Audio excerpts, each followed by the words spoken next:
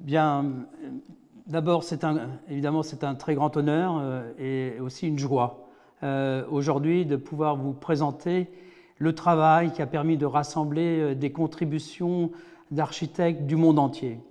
Monsieur le maire, merci. Merci à l'ensemble de Seoul Metropolitan Government qui a soutenu ce travail depuis le début. Merci aussi aux ambassadeurs qui sont ici présents, qui montrent et qui démontrent la dimension internationale de cette biennale. Et merci à tous ceux qui, depuis le début, participent à cette action. Nous sommes à 100 jours du grand opening et à 100 jours du grand opening, nous sommes prêts. Nous sommes prêts. Les invités ont engagé leur réflexion, leur travail et je vais vous présenter, si je puis dire, le panorama général. D'une part, j'ai souhaité m'entourer de 2 collèges. Un premier collège avec des curators coréens, avec d'une part pour l'exposition Guest Cities, avec l'architecte Chun Choi, Seoul Exhibition, avec le groupe Bar, également Global Studio, Archi Workshop et Life Project Fua France. Ces curateurs travaillent avec nous en permanence, nous avons des liens hebdomadaires et nous échangeons nos travaux de façon à préparer vraiment cette biennale comme un grand événement international. Un autre collège important aussi, le comité scientifique qui va de Andreas Ruby, qui dirige le musée d'architecture à Zurich, de Ewang Shin, qui est une célèbre architecte coréenne qui a également participé à la Biennale de Venise avec le pavillon coréen, Sarah Whiting, qui est la personne en charge, le dean de l'université de Harvard, Winnie Ma, qui est un architecte très connu en Corée et en particulier à Séoul, également Jung Hong, fameux professeur coréen de Seoul National University, Francis Rambert qui est le critique qui travaille à la Cité de l'Architecture à Paris, Michael Adria qui représente l'Amérique latine à Mexico, architecte mais aussi directeur d'un très grand magazine, excellente revue d'architecture, Farrokh Derakni, qui lui est à Genève et qui représente toute la fondation Aga Khan pour l'architecture, donc tout l'ensemble du monde musulman également.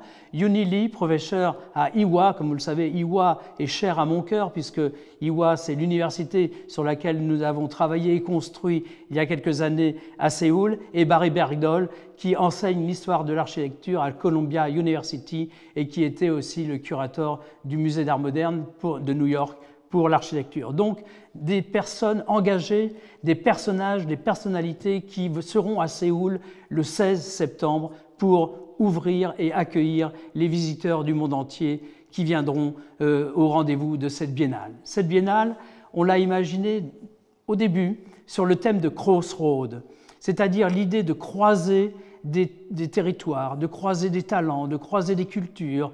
Et puis, nous avons évidemment donné à ce croisement, à cette rose des vents d'une certaine façon, une dimension plus importante car nous avons commencé à parler de la résilience. Cette biennale, ce n'est pas une biennale qui sépare, c'est une biennale qui rassemble. Nous avons cherché à multiplier, à démultiplier tous les liens, toutes les relations, tous les échos, tout ce que l'on peut imaginer de ce qui existe dans une ville, dans une métropole, en fait, dans l'humanité.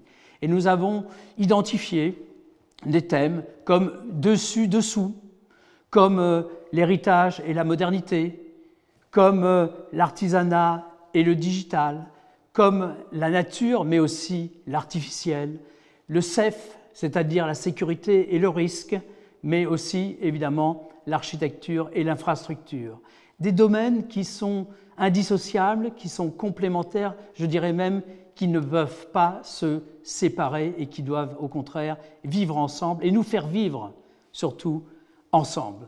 Donc cette biennale est une grande biennale importante, elle prolonge la biennale de Venise qui elle aussi évidemment est une biennale célèbre, c'est-à-dire qu'on va d'une part non seulement dire comment à la suite de Venise nous allons vivre ensemble, mais à Séoul nous allons tenter de dire où nous allons vivre ensemble, dans quel lieu, dans quels espaces, dans quels bâtiments, dans quels paysages, où allons-nous vivre ensemble? Et pour cela, il y a effectivement 3 lieux qui vont être investis de façon à accueillir la biennale, avec des candidatures, des propositions du monde entier, un call for proposal, c'est-à-dire un appel libre à candidature qui nous a permis de sélectionner plusieurs dizaines de projets, mais aussi une répartition entre cities et thématiques, c'est-à-dire l'exposition qui aura lieu au DDP, très grande exposition, plus de 100 participants.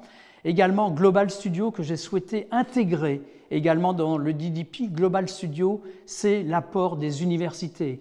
41 universités, des étudiants du monde entier au cœur de l'exposition, si je puis dire, de ceux qui exercent, qui pratiquent et qui construisent l'architecture. Également Guest Cities et Seoul Exhibition au Choa, ce bâtiment où vous vous trouvez actuellement, qui se place sur et devant l'hôtel de ville de Séoul, donc une situation stratégique pour présenter les projets de la ville de Séoul, mais aussi les projets des villes qui sont en relation avec la ville de Séoul. Et puis Live Project, qui est aussi une exposition importante, plus diluée, si je puis dire, dans la ville, une exposition qui est plus participative, qui s'intéresse à l'art vivant d'une certaine façon. On y parlera d'architecture, de musique, de littérature, de cuisine. Donc une exposition qui est en relation avec la population. Également, quelques données, car nous avons été vigilants, si je puis dire, pour que l'ensemble du monde, du territoire de la planète, j'allais dire, soit représenté, l'Asie, l'Europe, les Amériques, mais aussi d'autres pays.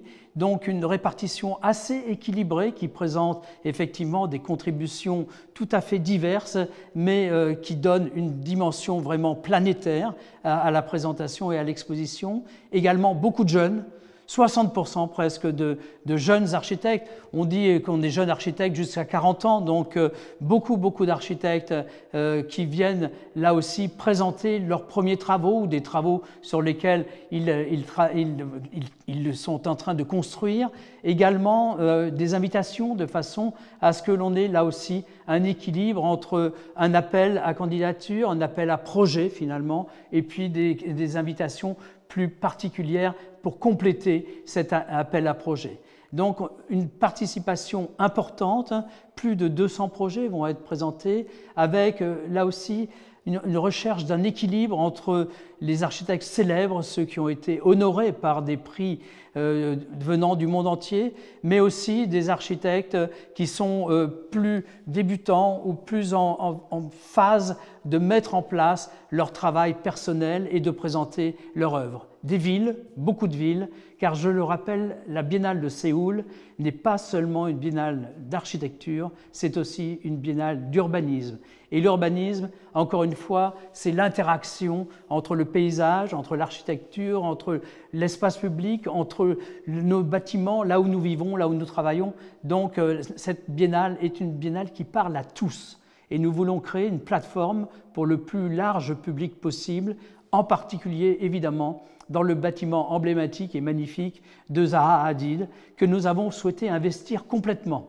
C'est-à-dire que par rapport aux précédentes biennales, l'ensemble du bâtiment de Zaha Hadid sera habité par la Biennale de Séoul sur le thème, entre autres, la métaphore de l'échiquier. C'est-à-dire que chacun va pouvoir présenter son travail en relation, à proximité d'autres travaux. Et nous allons, si je puis dire, sur les différents plateaux, présenter ces contributions. On peut en voir ici quelques exemples qui sont des contributions qui s'intéressent également à cette relation souvent difficile entre l'infrastructure et l'architecture. L'infrastructure est nécessaire, mais souvent elle nous sépare, elle est très contraignante, elle impacte de façon durable nos territoires et l'architecture, elle, doit nous protéger. Donc ce dialogue, cette contradiction d'une certaine façon entre architecture et infrastructure doit être réglée et c'est une part aussi de l'apport de la Biennale de Séoul. des architectes sur le thème justement de cette relation architecture-infrastructure. Renzo Piano avec la reconstruction du pont qui malheureusement, dramatiquement s'est écroulé dans sa ville natale de Gênes, et d'autres architectes qui vont contribuer à cette relation apaisée entre l'infrastructure et l'architecture. Il y a dans le DDP une rampe, comme au Guggenheim à New York. Cette rampe, on va l'habiter par une centaine de contributions qui vont de thème en thème décliner les approches entre l'héritage, entre le digital, entre le naturel, l'artificiel, etc. Tous les crossroads que l'on a imaginés vont se succéder les uns aux autres pour montrer qu'il y a sur la planète une imagination débordante, une imagination vive, intense, que portent les architectes pour améliorer la vie, pour améliorer les conditions dans lesquelles nous vivons et nous travaillons dans nos métropoles, avec là aussi des apports du monde entier et des contributions de grands architectes, mais encore une fois, de beaucoup d'équipes d'architectes qui se sont, comment dirais-je, engagés dans cette manifestation internationale. Donc, des plateaux qui parlent effectivement de contributions personnelles, mais aussi au cœur de ces plateaux, la partie pour les universités. Moi, j'ai souhaité que ces universités soient liées, intimement liées à la présentation de tous les travaux des architectes du monde entier. Également, utiliser le seul langage commun qui se développe aujourd'hui sur la planète, c'est-à-dire la signalisation routière, c'est-à-dire c'est ce que nous connaissons tous. Quelle que soit la langue, nous savons lire la signalisation routière, eh bien nous l'avons utilisée pour guider le visiteur à l'intérieur de la biennale. Également, évidemment, avec la partie de Shumshoy, donc près de l'hôtel de ville, avec les villes invitées, mais aussi avec le pavillon qui va être installé, comme je l'ai expliqué tout à l'heure, Live Project dans la ville. Donc un pavillon qui va lui aussi être à disposition des populations et du quartier de l'installation. Et pour finir, je lance un rêve, je lance une idée, celle de décerner un prix de la Biennale d'architecture et d'urbanisme de Séoul, un prix comme il y en a évidemment à la Palme d'Or, à Cannes pour le cinéma, mais comme aussi à Venise avec le trophée, le Lion d'Or à Berlin, ou bien évidemment les Oscars à Hollywood. Donc j'appelle en fait que cette manifestation soit la manifestation de tous, que le public aussi puisse s'engager, s'intéresser, voter et liker, comme on dit, l'ensemble des projets. Donc que nous soyons nombreux le 16 septembre pour l'inauguration de la Biennale. Nous sommes prêts, nous y serons, tout le monde y travaille. Et encore un mille merci à la ville de Séoul, mille merci pour cet accueil. Et vraiment, soyez tous présents en septembre en Asie et à Séoul. Merci.